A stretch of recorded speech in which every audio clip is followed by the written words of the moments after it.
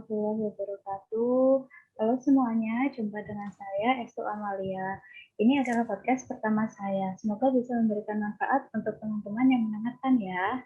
Oh ya, pada penasaran nggak sih siapa narasumber yang akan bergabung pada podcast perdanaku kali ini?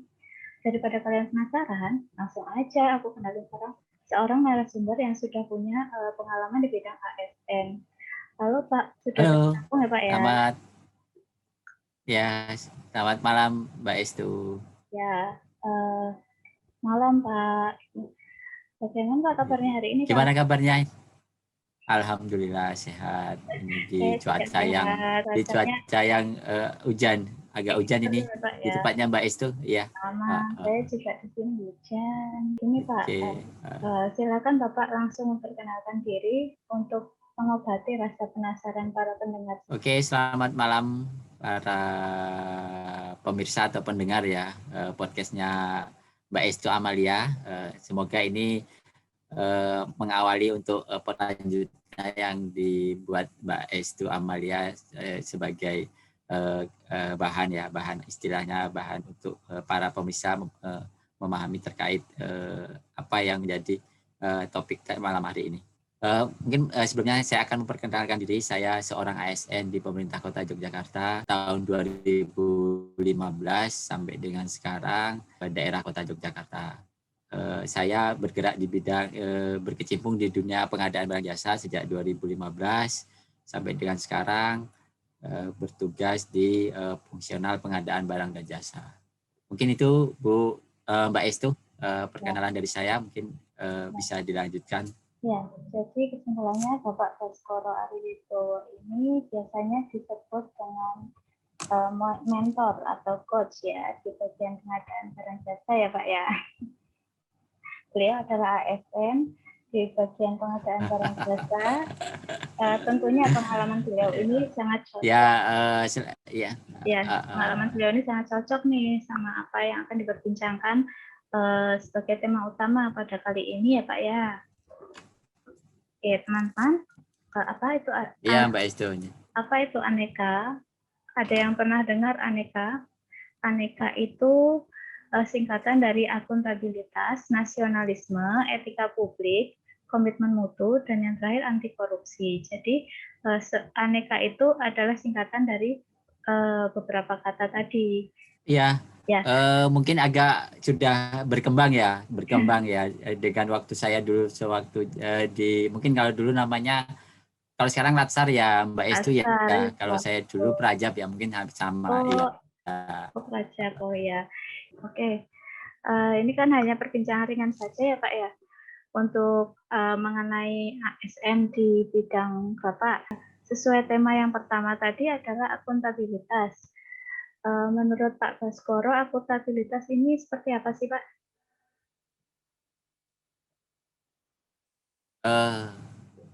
Akuntabilitas sepemahaman kita itu merupakan tanggung jawab ya. Berarti kan merupakan suatu kewajiban yang harus kita penuhi dimanapun kita bertugas atau berdinas ya.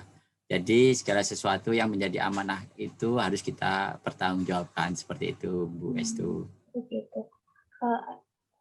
Untuk bentuk nyatanya dari akuntabilitas di bidang pengadaan itu seperti apa Pak? Bentuk nyatanya dari akuntabilitas. Oke. Secara prinsip kaitan untuk di bidang yang kita geluti atau kita jalani ini, kaitannya untuk akuntabilitasnya seperti apa. Yang pastinya kan di pengadaan barang jasa itu bagaimana kita mencapai suatu sasaran atau tujuan dari pengadaan barang jasa itu sendiri. Namun demikian, selain kita mencapai tujuan sasaran itu, yang pastinya kan kaitan pertanggungjawaban prosesnya seperti apa. Bagaimana kita dalam mendokumentasikan suatu proses tersebut, kemudian bagaimana kita melakukan pengawasan terhadap proses pengadaannya seperti apa, kemudian yang tidak kalah pentingnya adalah setelah proses itu selesai, adakah evaluasi dari istilahnya kendala yang terjadi dalam perjalanan akhir di pengadaan barang dan jasa itu, yang bagaimana suatu produk itu mencapai nilai untuk uang atau value for money. Seperti itu Mbak Estu. Oh, jadi Yang mungkin bisa saya tambahkan terkait di pengadaan barang jasa ini sudah diakomodir ya dengan adanya suatu sistem ya, sistem yang digunakan untuk sebagai pendokumentasian, baik mulai dari perencanaannya seperti apa, kemudian pelaksanaan seperti apa, terus kemudian bagaimana pelaksanaannya, proses pelaksanaannya maupun nanti yang berwujud dalam suatu sistem yang namanya SPSE, yaitu sistem pengadaan secara elektronik. Jadi suatu pengadaan secara utuh itu bisa direkod ya, terekam ya dalam suatu sistem itu. Jadi untuk saat ini di era sekarang ini kaitan akuntabilitas di pengadaan barang dan jasa itu sudah ada sistemnya. Jadi di sistem itu sudah bisa kaitannya bagaimana kita nantinya sebagai ASN itu mempertanggungjawabkan suatu proses dari tujuan akhir pengadaan barang dan jasa. Jadi itu Mbak Estu ya, di pengadaan barang dan jasa kaitan akuntabilitas seperti itu. ya. Jadi intinya tuh sudah ada aplikasi untuk membantu akuntabilitas di pengadaan barang jasa ya Pak ya. Intinya sudah Benar ada sekali Mbak Estu. yang Ya. sangat membantu sekali sepertinya SPSE itu untuk apa Ya. namanya merecord secara seluruh proses pengadaan barang jasa ya Pak ya. Ya. Jadi sistem ini sudah ada sejak tahun 2008 ya. Sejak 2008 itu sudah di launching oleh lembaga yang membawahi pengadaan barang dan jasa, yaitu Lembaga Kebijakan Pengadaan Barang dan Jasa atau LKPP. Jadi sejak 2008 itu sudah ada sistemnya ini dan setiap waktu selalu diupdate mengikuti perkembangan terkait regulasi yang dikeluarkan terkait pengadaan barang dan jasa. Jadi kaitan mulai dari penganggaran, rencana pelaksanaannya seperti apa nantinya, terus prosesnya, proses pengadaannya seperti apa, terus proses pengelolaan kontraknya seperti apa, maupun nanti pendokumentasiannya sudah terekod di sistem tersebut. Begitu Mbak Estu. Bagus sekali ya Pak ya SPSE itu ya Pak ya. Jadi langsung otomatis sekarang semuanya kan serba digital ya Pak ya. Langsung record melalui sistem begitu ya Pak. Oke. Kemudian untuk tema yang kedua Pak, itu kan adalah nasionalisme. Jadi apa? Benar sekali ya, Mbak Estu. Yang tema kedua adalah nasionalisme, itu identik dengan apa sih Pak menurut Bapak yang namanya nasionalisme itu?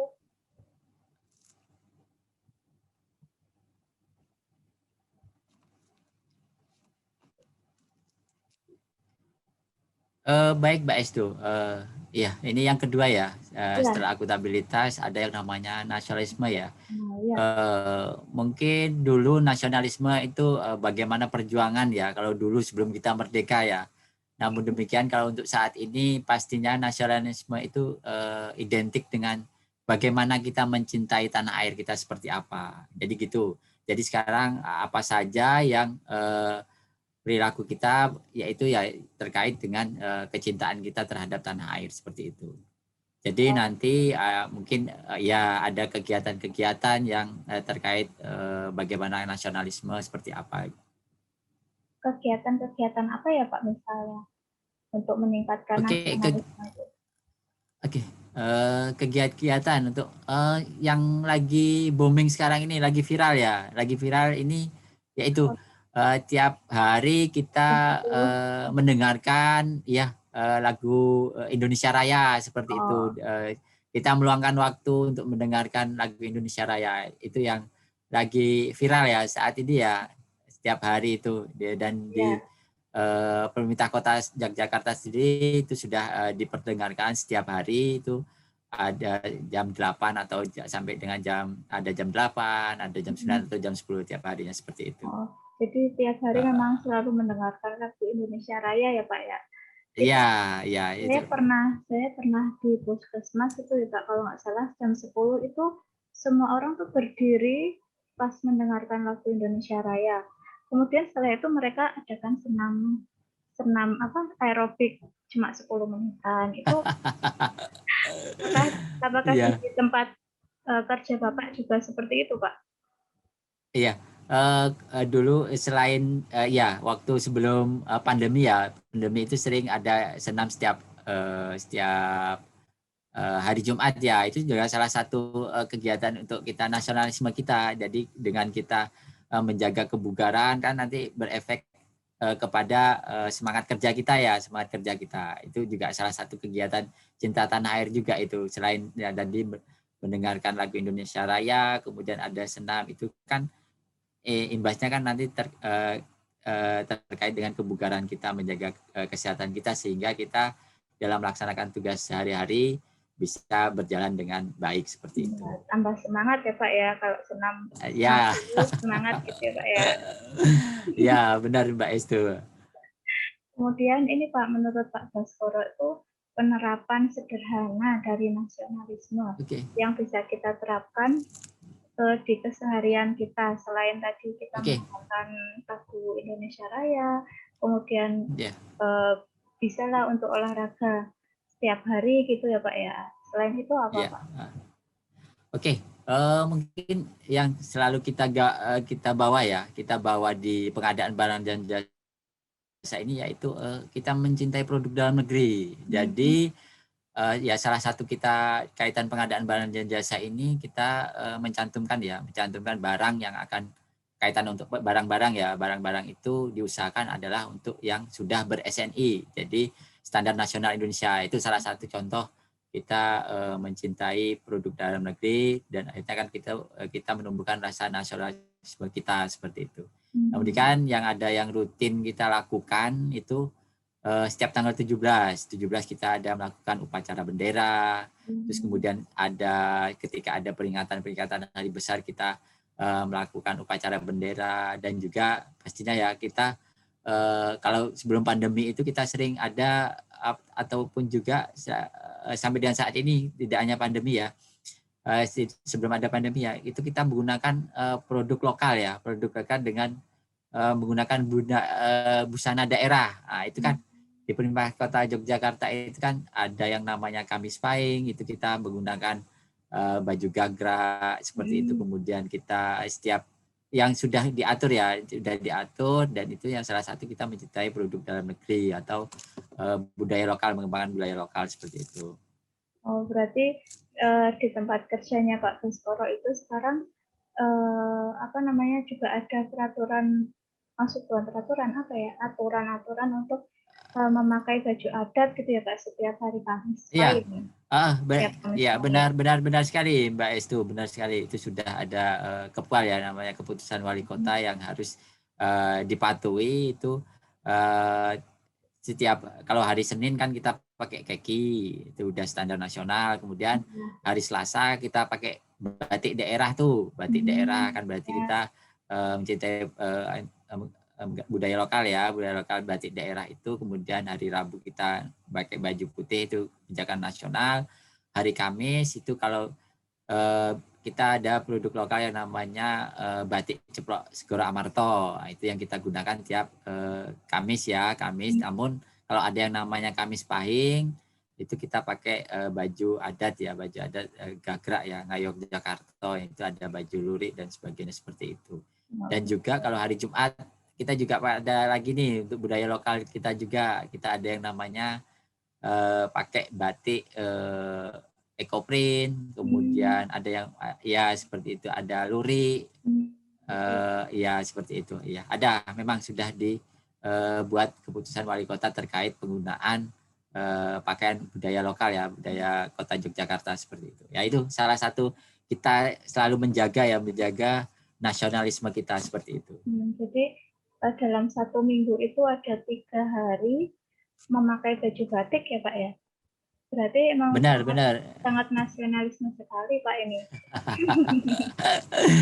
Ya itu sekaligus juga kan itu kan produk-produk lokal ya, produk lokal dengan juga tujuannya untuk menggerakkan UMKM ya, karena kaitan batik-batik yang ada di Kota Jogja ini kan banyak diproduksi atau dibuat oleh pengusaha-pengusaha Pengusaha lokal ya, lokal. UMKM, ya usaha lokal seperti itu.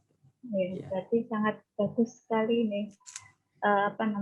Pak Wali Kota ya Pak ya, Ya, penerapan penerapannya dengan ya, untuk melestarikan budaya kita dengan budaya lokal, baik ya seperti itu. dan mendukung UMKM juga. Ya, untuk tetap selalu tumbuh ya, karena kan dengan kita rutin pakai itu kan berarti kan selalu kita membutuhkan kain batiknya seperti Iya, itu. Jadi kan tetap bergeraklah untuk UMKM-nya untuk iya hidup, betul. Iya, tetap beroperasi seperti itu. jadi juga menumbuhkan ekonomi lokal juga ya Pak, seperti itu ya.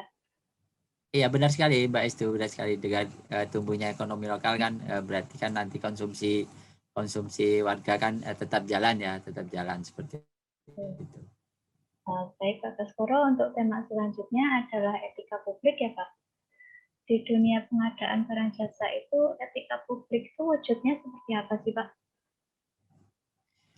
Oke, iya memang selain prinsip-prinsip pengadaan di PBJ itu ada yang namanya etika ya, etika pengadaan. Dan yang paling dekat dengan publik sebenarnya hampir semua dekat dengan publik, tapi yang mungkin ada beberapa yang sangat terkait sekali dengan publik ya. Publik bagaimana kita menjaga etika kita sebagai ASN seperti itu ya.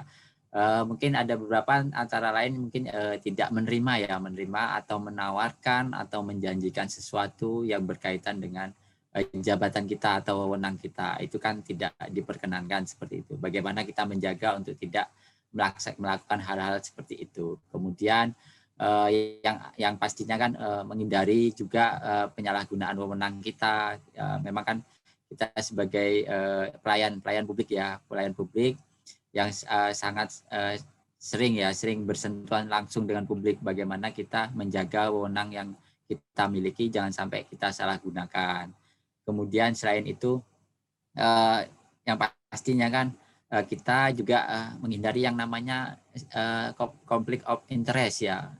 Konflik of interest itu pertentangan. Jadi ada konflik yang pastinya kalau sebelum kebetulan di Kota Jogja terkait pengadaan barang jasa ini sudah dilakukan oleh fungsional pengadaan barang jasa yang mana dia bekerja memang tugasnya di pengadaan barang jasa. Nah, kalau sebelum-sebelumnya itu ada yang namanya dulu pejabatnya itu ad hoc, jadi tidak di kantor seperti sekarang. Kalau sekarang kan sudah fokus ya, fokus. Kalau dulu bisa saja dia sebagai PPK, kemudian dia nanti bertugas sebagai Pokja seperti itu. Jadi kan ada konflik di situnya. Kemudian juga kaitan yang sangat rentan sekali, kaitan konflik of interest ini bisa jadi kita ini di pengadaan barang jasa sebagai panitia panitia yang memproses suatu pengadaan. Kemudian ini salah satu contoh, misalnya ada perusahaan yang di dalamnya itu direkturnya itu bisa orang tua kita, terus bisa jadi juga ada saudara kita, jadi masih ada yang keterkaitan. Nah, itulah yang harus kita jaga, harus kita hindari seperti itu. Jadi kita harus selalu profesional, mandiri, dengan juga pastinya kan kita menjaga rahasia, jangan sampai apa yang menjadi ketugasan kita ini bocor atau keluar yang seharusnya tidak keluar seperti itu.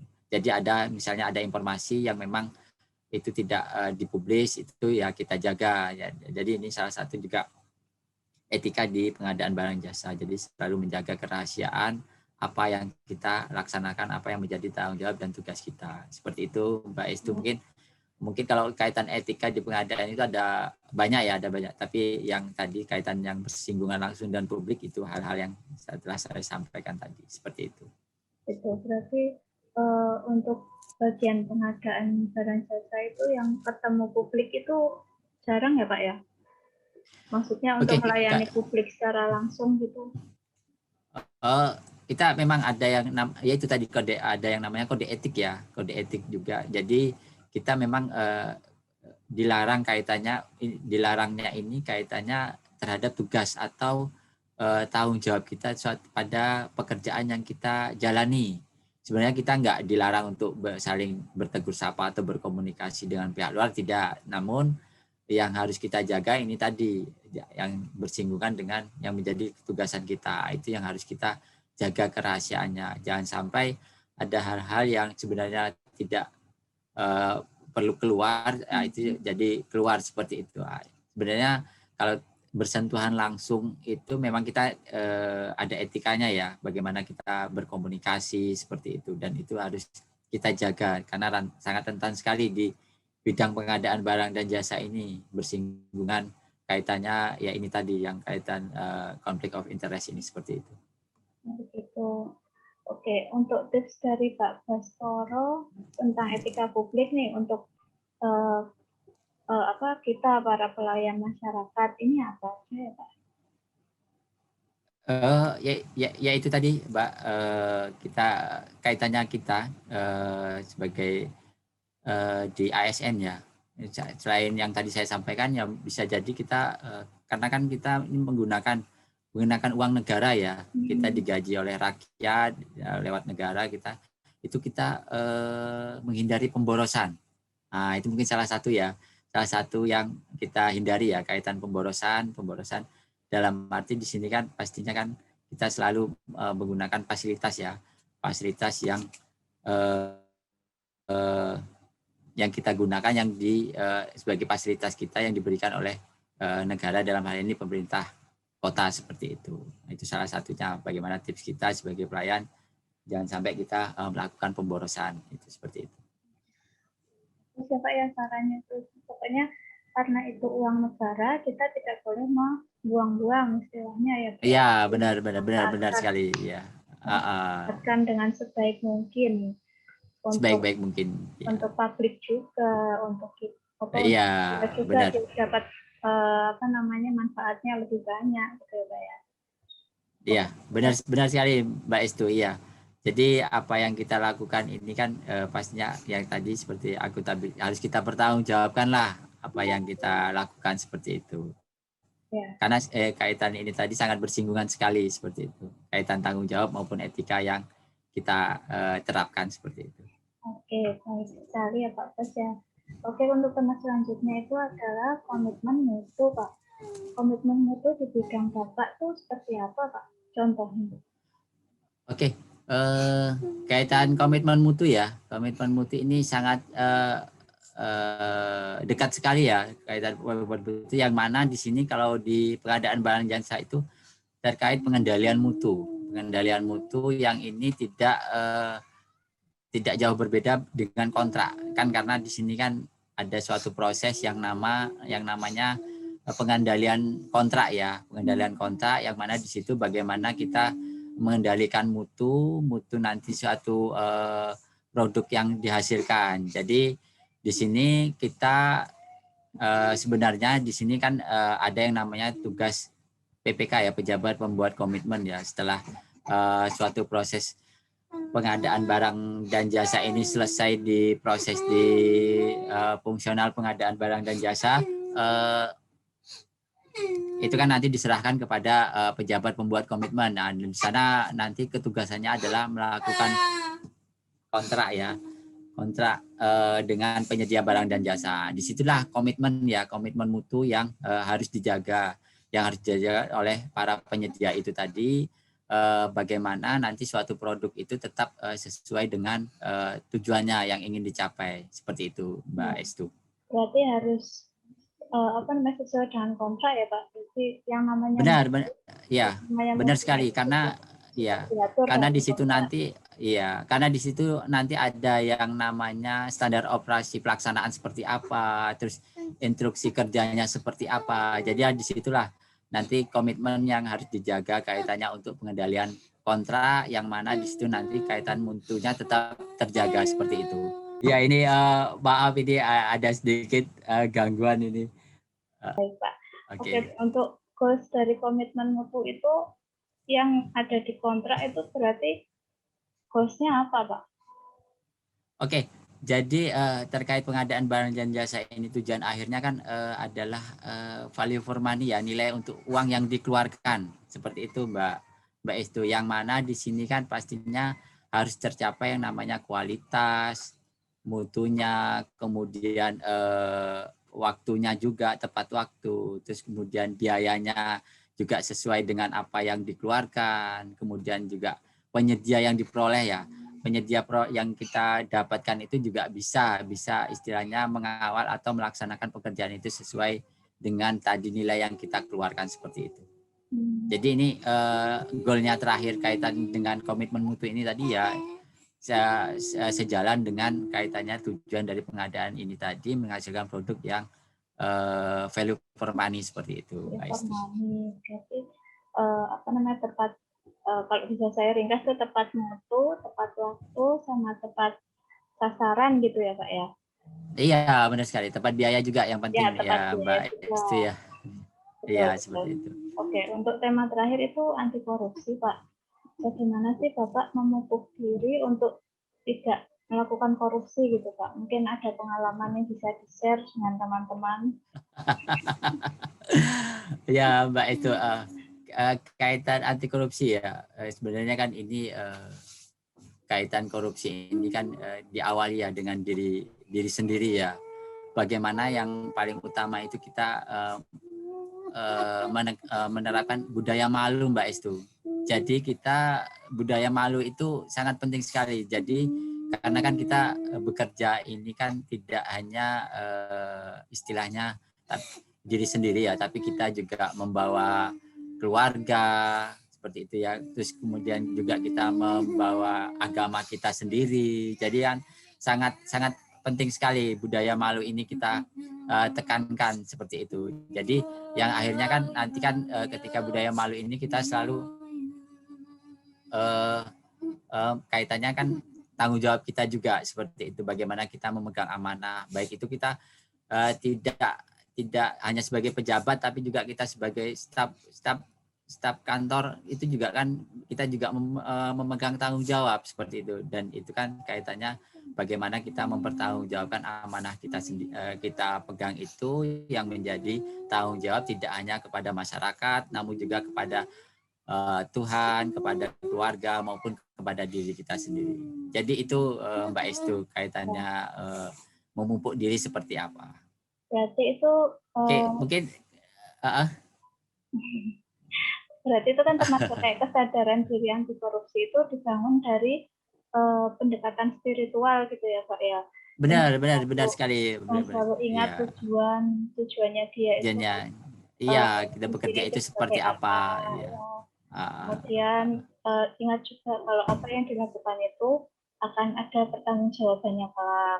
Benar, ya akan, ya benar sekali ya. Akan ada konsekuensinya, Mbak Estu, akan ada konsekuensinya. Bagaimana kita kaitannya kita menjaga wewenang kita jangan sampai disalahgunakan, karena kan nanti itu kan sekecil apapun kita menyalahkan gunakan wewenang itu kan nanti mungkin tidak saat ini efeknya, tapi bisa suatu saat ke depannya beberapa tahun lagi atau pastinya kan itu efeknya tidak sekarang bisa jadi ke depannya seperti itu. Walaupun sekecil apapun kalau kita menyalahkan gunakan wewenang ya seperti itu. Untuk contohnya Pak, contoh kecil aja yang sering terjadi itu korupsi waktu ya Pak ya. Misalkan benar sekali. Kita jamnya datang sudah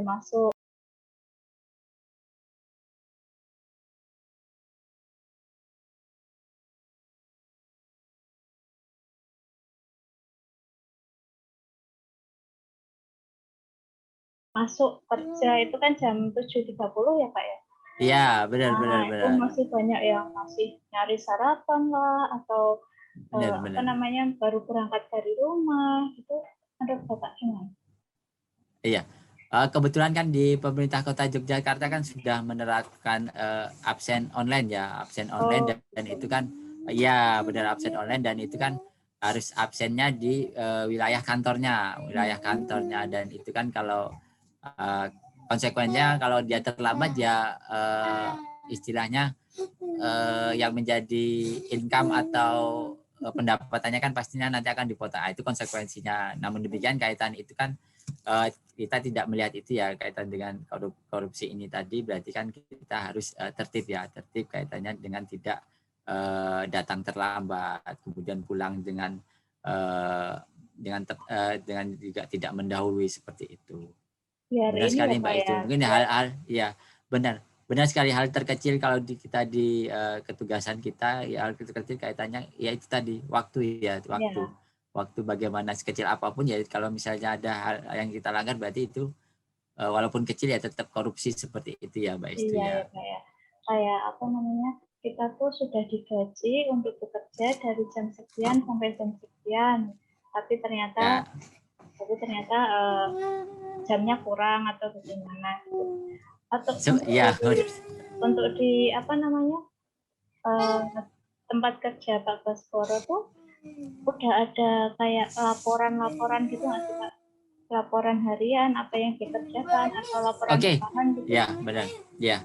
Benar sekali Mbak Estu, ada yang namanya penerapan e-kinerja ya Mbak Estu ya, yang mana di situ ada laporan terkait rutinitas atau aktivitas apa yang telah dilakukan, dan itu yang menjadi tanggung jawabnya sebagai ASN seperti itu. Jadi ada yang namanya e-kinerja dan itu sudah diterapkan sejak 2017 sampai dengan saat ini, yang mana di situ terekod ya apa yang menjadi ketugasan, apa yang sudah dilaksanakan seperti itu. Berarti yang namanya tadi e-kinerja itu bisa lah untuk mengerem kita agar tidak korupsi juga, untuk tetap produktif gitu ya Pak ya. Jadi kita digaji nggak cuma untuk duduk-duduk gitu ya Pak ya. Benar sekali Mbak Estu. Jadi di situ karena kan di situ ada kaitan ketugasan yang memang menjadi tanggung jawab kita, dan kita pun juga menuliskan di situ juga nggak sembarangan ya, nggak sembarangan. Jadi karena kan di situ nanti akhirnya ada yang namanya verifikator. Verifikator itu adalah atasan langsung apa benar sudah melaksanakan tugas ini, dan itu juga menjadi tanggung jawab verifikator kaitan pengawasan ya, pengawasan. Dan ini juga kaitannya juga kembali lagi tadi ke akuntabilitas, yang namanya ada nanti evaluasi. Jadi misalnya ada hal-hal yang tidak sesuai dengan ketugasannya atau istilahnya tidak nantinya akhirnya akan ada yang namanya evaluasi dari atasan langsung seperti itu. Akan dikembalikan untuk jadi tidak sembarangan kita mengisi itu. Jadi ya memang sudah karena kan ada tupoksinya masing-masing ya. Seperti itu. Oke, untuk di pengadaan sendiri apakah sudah ada apa tadi Pak namanya, evaluasi bulanan gitu untuk di lingkungan kerja Bapak? Oke. Kaitan evaluasi ya memang kita ada yang namanya kaitan untuk di kantor kita sendiri itu setiap tahun itu ada evaluasi dari APIP ya. APIP itu adalah aparatur pengawas internal pemerintah ya. APIP kalau ini namanya itu aparat pengawas internal pemerintah, itu inspektorat ya. Itu pasti ada yang namanya evaluasi terkait kinerja atau tanggung jawab kita di pelaksanaan pengadaan barang dan jasa. Di situ jadi ada mungkin di dalam pelaksanaan kita ada catatan-catatan yang diharapkan nanti ke depannya ada dilakukan perbaikan agar tujuan dari pengadaan barang dan jasa itu selalu terjaga sesuai dengan regulasinya seperti itu Mbak Istu. Gitu. Berarti memang di lingkungan Pak Baskoro kerja ini memang sudah bisa dibilang sudah menerapkan PNS yang beraneka begitu ya Pak ya? Insya Allah Mbak Estu ya. Jadi dari 5 ini tadi sudah kita terapkan ya, baik mulai dari akuntabilitas, kemudian nasionalisme, kemudian etika publik, kemudian kaitannya untuk mutu, yaitu komitmen mutunya seperti apa, dan juga yang terakhir adalah anti korupsi. Oke. Ya memang yang terakhir ini kaitan anti korupsi ini yang sekarang lagi di istilahnya menjadi penekanan apalagi di bidang kita di pengadaan barang dan jasa ini sangat bersinggungan, sangat rentan sekali ya terkait dengan korupsinya seperti itu. Jadi bagaimana kita dimulai dari diri sendiri, terus kemudian kan karena di kita ini ada yang namanya tim ya, tim. Bagaimana kita komitmen kita bersama, bagaimana komitmen kita menjaga integritas kita seperti itu, agar jangan sampai kita terjerumus kepada ya ini tadi korupsi itu tadi. Gitu. Oke Pak. Untuk terakhir nih Pak ya, tips dari Pak Baskoro buat kami nih CPNS muda terkait yang tadi aneka itu. Tipsnya apa Pak? Biar kami bisa tetap menerapkan ASN beraneka begitu kan, kami baru calon nih, maksudnya masih muda banget, masih belum ada pengalaman lah di bidang ASN gini. Gimana Pak? Oke. Jadi gini, bagi Mbak Estu dan juga rekan-rekan yang lain yang sekarang calon, yang semoga segera ini ya, ini sebagai tahapan ya, Latsar ini sebagai tahapan menuju ke sana, dan insya Allah semoga kita berdoa bersama, semoga nanti segera satunya lancar untuk menuju ke hilang C-nya gitu, ya, PNS-nya itu. Yang pastinya kan walaupun baru calon tapi pastinya kan sudah diberi tanggung jawab pekerjaan, yang pastinya kan berarti harus fokus terhadap pekerjaannya ya, karena kan nanti sudah diberikan tanggung jawab, dan yang pastinya itu kan harus dipertanggungjawabkan ya apa yang menjadi tugasnya. Kemudian dan pastinya walaupun masih calon, di situ juga ada yang namanya wewenang, dan itu juga tidak boleh menyalahgunakan wewenang. Kemudian di situ juga udah jadi calon, walaupun sudah ada masih calon ya, pasti kan sudah ada penghasilan yang tetap. Itu berarti gaya hidupnya juga harus diperhatikan sesuai dengan kemampuan seperti itu.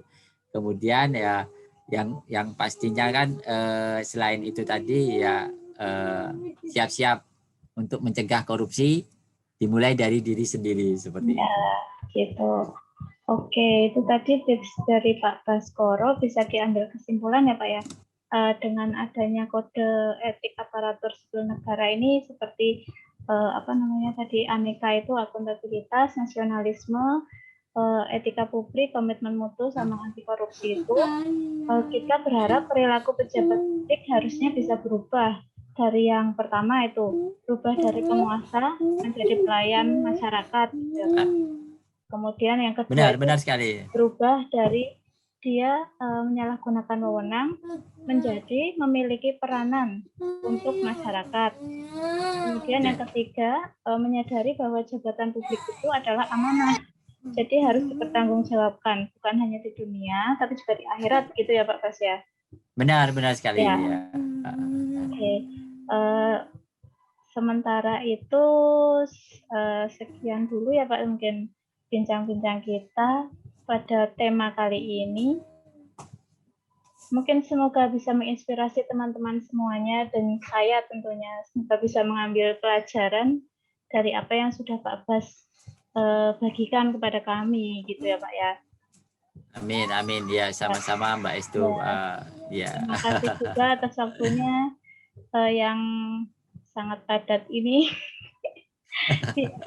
di akhir minggu, akhir pekan begini ya Pak ya. Enggak juga Mbak Estu.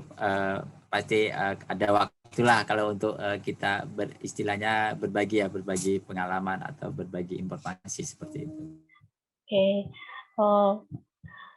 Sementara sekian dulu ya teman-teman perbincangan kali ini dengan Pak Baskoro dengan tema ASN beraneka.